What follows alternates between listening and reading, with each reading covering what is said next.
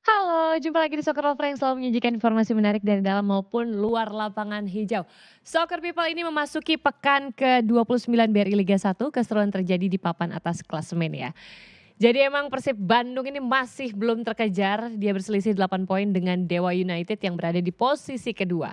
Nah ini di pekan ke-29 Maung Bandung akan menjamu Bali United di Stadion Gelora Bandung Lautan Api pada Jumat malam. Persib memiliki modal kuat setelah meraih 1 poin di markas Borneo FC di pekan ke-28. Tim besutan Boyan Hodak menunjukkan konsistensi luar biasa musim ini dengan hanya menelan 2 kekalahan meski kerap mengalami krisis pemain. Wah, kedalaman skuad ditambah kejeniusan sang nahkoda membuat Maung Bandung begitu disegani musim ini. Namun pada laga nanti Persib dikabarkan akan tampil tanpa diperkuat pemain kuncinya Tyron Del Pino yang terkena akumulasi kartu. Kehilangan Del Pino angin segar nih hadir lantaran Persib kembali akan diperkuat 3 pilar kuncinya yakni Gervan Kastanir, Mark Lok dan juga Edo Febriansyah. Hal ini tentu menguntungkan ya bagi Pangeran Biru apalagi bermain di kandang sendiri. Tentu ini akan menjadi plus poin untuk mereka. Pangeran Biru juga terkenal garang jika bermain di Bandung. Mereka 3 kali seri dan hanya sekali kalah di kandang. Momentum bagus sedang dirangkai Persib yang 3 laga terakhir tanpa kekalahan. Soccer People tersisa 6 pertandingan ya dengan selisih 8 poin. Kalau mau back to back juara Persib wajib banget ini tancap gas nggak pakai rem ya. Mentok melintirin aja biar mastiin juara sebelum pekan terakhir. Tapi ada yang perlu diwaspadai Persib nih ya. Bali United tentu bukan tim kaleng-kaleng. Semenjak era Liga 1 2016, Persib tercatat sudah 19 kali berhadapan dengan Bali United termasuk 2 laga di Piala Menpora 2021 dan Piala Presiden 2021-2022. Nah dari 10 laga kandang Persib menjamu Bali United, Maung Bandung hanya bisa mencetak 2 kemenangan, 3 kali kalah dan 5 pertandingan sisanya berakhir imbang. Bahkan saat bermain di GBLA, Persib sama sekali tidak bisa meraih hasil sempurna ketika melawan Bali United. Ya ini baru nih kayak ibaratnya tuh ketemu padanannya gitu ya. Kemenangan justru didapat saat bermain di Sijalak Harupat. Bali United yang terpuruk di posisi 9 sedang berupaya bangkit ya. Bayangin aja guys, mereka ini tengah dalam tren buruk 6 laga tanpa kemenangan. Tentu capaian ini kurang baik ya diraih oleh tim sekelas Bali United gitu. Jelang lawan sang juara bertahan, beberapa pemain masih menjalani masa pemulihan dari cedera. Meski begitu, pelatih Stefano Cugura tetap menaruh target serius untuk meraih hasil maksimal. Jadi ada beberapa pemain yang memang masih berada di pinggir lapangan seperti Bagas Adi, Made Tito, Gede Sunu, Rahmat, Nyoman Adi hingga Dilan Rinaldi ini masih menepi karena pemulihan dari cedera mereka. Mereka ditargetkan bisa kembali bugar untuk segera bergabung dengan tim yang menyisakan 6 pertandingan di musim ini.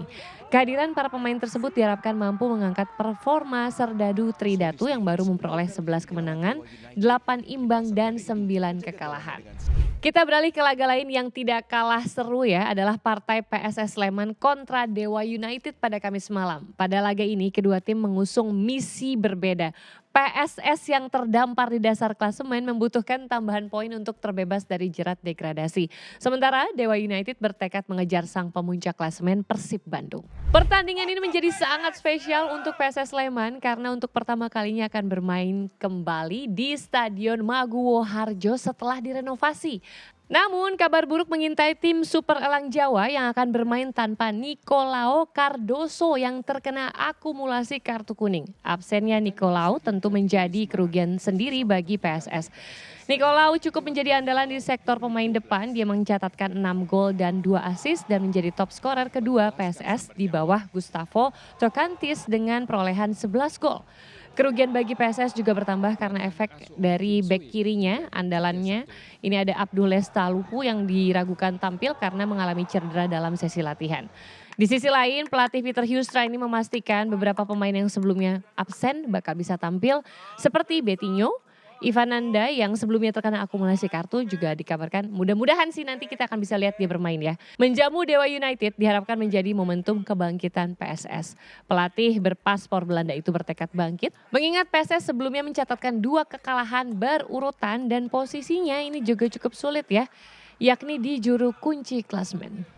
Aduh emang sih ya Dewa United ini nggak boleh dianggap enteng. Mereka saat ini mungkin bisa dibilang tampil menjadi satu-satunya tim yang berpotensi menggeser Persib meski peluangnya tetap cukup berat. Tanpa kemenangan di 2 laga terakhir melawan Borneo FC Samarinda dan Bali United tentu menjadi kerugian bagi Banten Warriors. Misi mereka yang ingin mengejar Persib membuat Dewa United seharusnya nggak boleh kehilangan poin. Fatal banget kalau sampai tersandung lagi, wah beda tuh hasil akhirnya. Namun pendukung Dewa harusnya sih nggak perlu khawatir lagi ya pada laga nanti karena mereka unggul jauh di klasemen dan memiliki pemain yang tajam. Mungkin satu-satu yang perlu dikhawatirkan adalah Dewa United. Ini terkait dengan dukungan supporter tuan rumah yang akan memenuhi stadion. Biasanya pengaruh pemain ke-12 itu juga tidak bisa dianggap remeh gitu ya. Bisa jadi booster yang luar biasa. Tapi nih kalau Soccer People perhatiin, BRI Liga 1 musim ini ada juga yang menarik perhatian. Siapa lagi kalau bukan Malut United. Mereka musim ini benar-benar gak ada obat sih. Bayangin aja guys, berstatus promosi mereka berhasil menembus 4 besar. Wah keren banget nih kakak Imran Nahumaruri ya. Bahkan Laskar Kiraha hanya berselisih 4 poin dari peringkat kedua Dewa United. Ini gokil sih, hebat, top banget. Dari 28 laga yang telah dijalani, Maluku United mengoleksi 12 kemenangan, 10 hasil seri dan 6 kali kalah dengan koleksi 46 poin. Konsistensi positif juga ditunjukkan dalam 10 laga terakhir di mana mereka mengemas 7 kemenangan dan 3 hasil seri. Capaian ini membuat mereka langsung melesat. Atas pencapaian ini sang pelatih Imran Nahumaruri dan Direktur Teknik Yeyen Tumena resmi diperpanjang kontraknya selama 1 tahun. Keduanya dianggap berkontribusi besar atas kesuksesan Laskar Kiraha musim ini. Emang keren sih ya, padahal status mereka tim promosi loh. Tim promosi lain kurang bersinar kayak PSBS Biak yang berada di peringkat 10, sedangkan Semen Padang lebih buruk lagi nih nasibnya ya, terpuruk di zona merah. Nah kalau terus konsisten sampai akhir musim bukan gak mungkin Yakob Sayuri dan kolega akan bermain di kompetisi Asia pada musim depan. Oke Soccer People, sekarang kita beralih ke sepak bola mancanegara. Banyak yang bilang mantan selalu ngangenin. Mungkin itu juga yang berlaku untuk klub raksasa Italia AC Milan. Gosip siapa yang akan menjadi manajer baru AC Milan ini sudah mulai memasuki fase baru. Jadi Massimiliano Allegri dikabarkan akan kembali menangani Rossoneri di musim depan. Yes, Rossoneri belakangan ini dilaporkan akan berpisah dengan Sergio Conceição di musim panas nanti. Manajemen Rossoneri ini dikabarkan tidak puas dengan kinerja yang ditunjukkan sang pelatih. Hasil minor membuat Milan mulai memburu pelatih baru. Sudah ada sih beberapa nama yang dikabarkan dalam penjajakan Rossoneri. Media Italia La Gazzetta dello Sport melaporkan bahwa pelatih Milan yang baru nanti bukan sosok asing. Mereka dikabarkan akan menunjuk Massimiliano Allegri sebagai pelatih baru mereka. Pelatih baru, maksudnya baru balik lagi gitu ya. Menurut laporan tersebut ada beberapa pertimbangan kenapa Milan ingin mempekerjakan Allegri sebagai manajer mereka. Yang pertama, yang pastinya adalah karena dia bukan sosok yang asing bagi Rossoneri. Ia pernah menjabat sebagai manajer Milan pada tahun 2010 hingga 2014 silam.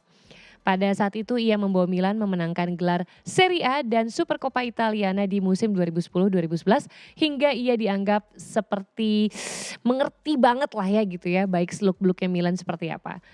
Wah kalian para Milanisti gimana nih, setuju nggak kalau sang mantan kembali berlabuh? Dari kabar lain, klub raksasa Spanyol Barcelona dikabarkan akan berpartisipasi di ajang Piala Dunia Antar Klub 2025. Isu ini beredar karena Barca disiapkan menggantikan tim asal Meksiko, klub Leon yang diskors terkait kepemilikan ganda. Barcelona sempat dipastikan absen dari Piala Dunia Antar Klub 2025. Ketidakhadiran ini menjadi pukulan telak terutama dari sisi finansial. Turnamen yang diperluas menjadi 32 tim menawarkan hadiah besar hanya untuk keikutsertaan. Namun nih sekarang ternyata ada angin segar datang dari markas FIFA.